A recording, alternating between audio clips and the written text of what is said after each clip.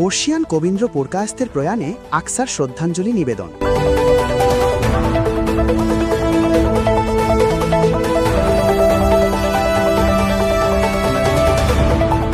বর্ষিয়ান নেতা প্রয়াত কবীন্দ্র পুরকায়স্থকে স্মরণ করল ছাত্র সংগঠন আকসা। শনিবার স্থানীয় প্রেস ক্লাবে আয়োজিত এক সভায় কবীন্দ্র পুরকায়স্থের প্রতি ছবিতে মাল্যদান ও পুষ্পার্ঘ্য অর্পণের মাধ্যমে শ্রদ্ধাঞ্জলি নিবেদন করেন তারা। পরে উনার জীবনের বিভিন্ন দিক তুলে ধরে বিভিন্ন বক্তারা উনার দর্শানো পথে এগিয়ে চলার আহ্বান জানান। রামকৃষ্ণ বিদ্যাপীঠ নামক প্রতিষ্ঠানে তিনি ছিলেন প্রধান শিক্ষক। পরবর্তীকালে সেটা হাই সেকেন্ডারি রূপান্তরিত হয় এবং এই রামকৃষ্ণনগর বিদ্যাপীঠ থেকে অনেক ছাত্র ভালো ভালো রেজাল্ট করে জীবনে অনেক জায়গায় সুপ্রতিষ্ঠিত হয়েছে এবং এই তাদের সুপ্রতিষ্ঠার পেছনে অবদান ছিল কবীন্দ্রবাবু। তিনি কোনো সময় তার বিরোধী না, তাদের বিরুদ্ধে যে শব্দ যখন তিনি প্রয়োগ করতেন, খুব বেছে বেছে শব্দ প্রয়োগ করতেন, যাতে কোনো অবস্থায় অশুভ কোনো শব্দ এত উচ্চারিত না হতাম।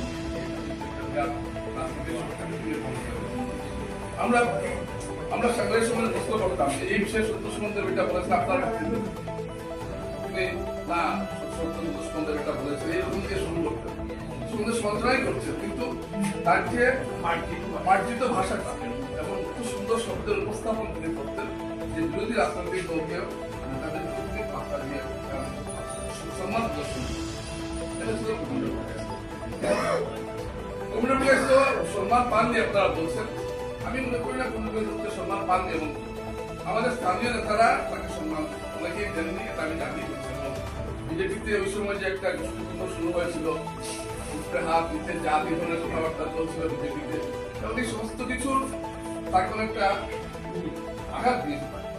সভায় বক্তব্য রাখতে গিয়ে সংস্থার মুখ্য উপদেষ্টা তথা বিজেপি নেতা রূপম নন্দী পুরকায়স্থ জানান, উত্তর পূর্ব ভারতে বিজেপির স্থপরেসিয়েন প্রয়াত বর্ষিয়ান নেতা কবীন্দ্র পুরকায়স্থ। আজকের সমাজে যখন মানবিকতা ও সামাজিক দায়বদ্ধতা ক্রমশ দুর্বল হয়ে পড়ছে, তখন এই শ্রদ্ধাঞ্জলি সভা শুধুমাত্র স্মরণ অনুষ্ঠান হয়ে থাকেনি, বরং তা এক গভীর বার্তা বহন করেছে। শিলচর প্রেস ক্লাবে আয়োজিত এই অনুষ্ঠানে ছাত্র সংগঠন আকসার উদ্যোগে সমাজের বিভিন্ন স্তরের মানুষের উপস্থিতি প্রমাণ করে মূল্যবোধ এখনও নিঃশেষ হয়নি। মঞ্চের নীরবতা, বক্তব্য ও প্রতীক একসঙ্গে প্রশ্ন তোলে, আমরা কি আমাদের আদর্শ শুধু স্মরণ করি, নাকি তা বহন করার দায়িত্বও নিই? কবীন্দ্র পুরকায়স্থ আমাদের পারিবারিক সম্পর্ক রয়েছে, তার কাছ থেকে যদি আমরা অনুসরণ করি রাজনীতি কবীন্দ্র পুরকায়স্থ অনেক কিছু শেখার আছে। এবং আমি মনে করি যে এবং উনি আজকে যে শিলচর সৌরাষ্ট্র মহাসড়ক, যেটা সদিয়া শিলচর না হয়ে সদিয়া থেকে হওয়ার কথা ছিল, তদানীন্তন প্রধানমন্ত্রী অটল বিহারী বাজপেয়ীকে প্রভাবিত করে সেটা সদিয়ার পরিবর্তে শিলচর এনেছিলেন যে মহাসড়ক। আজকের দিনে আমরা মনে করি যে একমাত্র কবীন্দ্র পুরকায়স্থের জন্যে শিলচর সৌরাষ্ট্র মহাসড়ক সম্ভব হয়েছে। আমরা মনে করি কবীন্দ্র পুরকায়স্থের যে অবদান, সেটা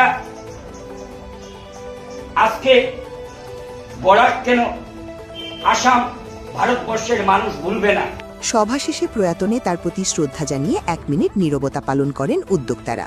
এদিন রূপম নন্দী পুরকায়স্থ, অধ্যাপক নিরঞ্জন দত্ত, অধ্যাপক বিশ্বতোষ চৌধুরী, সাধন পুরকায়স্থ, চয়ন ভট্টাচার্য ও রসরাজ দাস সহ অন্যান্যরা উপস্থিত ছিলেন।